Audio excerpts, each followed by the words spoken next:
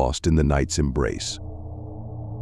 In the heart of the dense, ancient forest, where the trees whispered secrets to the wind and shadows danced with unseen spirits, a lost couple wandered aimlessly. Sarah and Mark had set out on what was supposed to be a romantic evening stroll under the moonlight, but as darkness descended, they found themselves ensnared in a labyrinth of gnarled branches and looming shadows.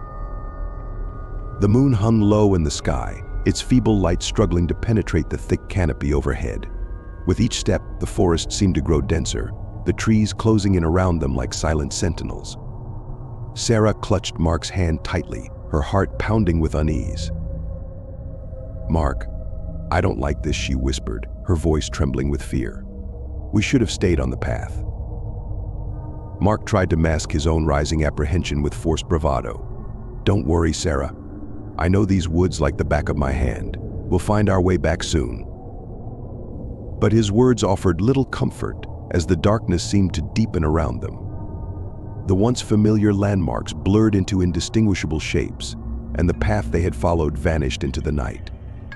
Hours passed, marked only by the slow, steady march of time and the distant howl of a lone wolf.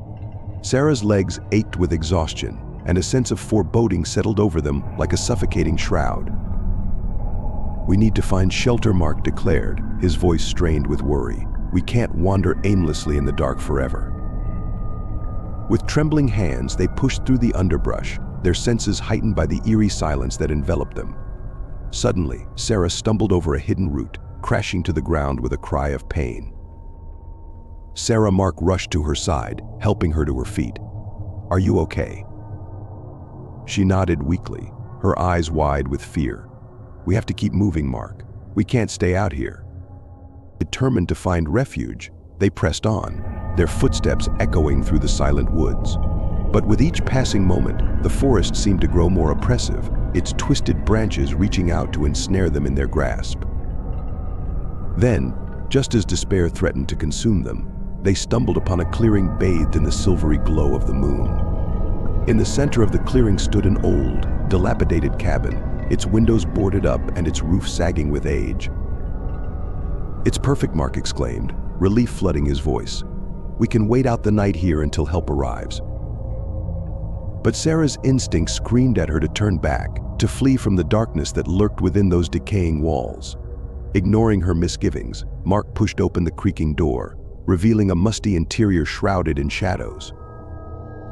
The air was thick with the scent of decay, and cobwebs clung to every corner like ghostly shrouds. Sarah's skin crawled with unease as she followed Mark into the cabin, her senses on high alert. "We'll be safe here," Mark assured her, his voice tinged with uncertainty. But as the hours stretched on, their sense of security began to unravel like frayed threads. Strange noises echoed through the cabin, whispers carried on the wind and phantom footsteps that seemed to draw closer with each passing moment. Sarah huddled close to Mark, her heart hammering in her chest. "We need to leave, Mark. This place is cursed."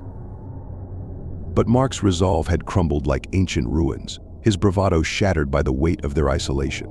"We can't go back out there, Sarah. We'll never make it."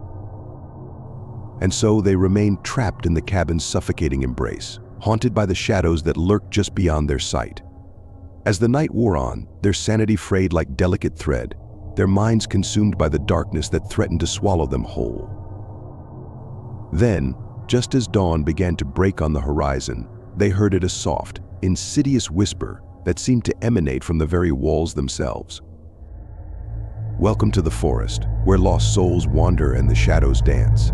You may never leave this place, for it is cursed by the night's embrace."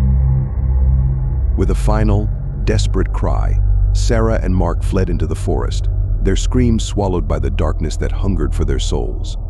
And as the sun rose on a new day, the cabin stood empty and silent, its secrets buried beneath the shadows of the night.